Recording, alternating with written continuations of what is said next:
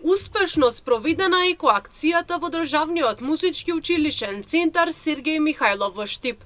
Професорот по пијано Петар Трабоевиќ, кој е дел од екоакцијата, посочи дека согласно програмата за работа на училиштето, оваа екоакција е успешно реализирана каде се вклучени сите ученици од училиштето. Како и секоја година, согласно со годишната програма за работа на училиштето, организираме прва екоакција во септември, каде што учениците од сите класови од средното образование заземаат свој удел во чистотата на нашето училиште. Пред се чисти надворешниот дел, односно паркот и дворот на училиштето, а исто така се чисти и внатре, каде што со ова сакаме да посочиме дека самите ние треба да се грижиме за животната средина.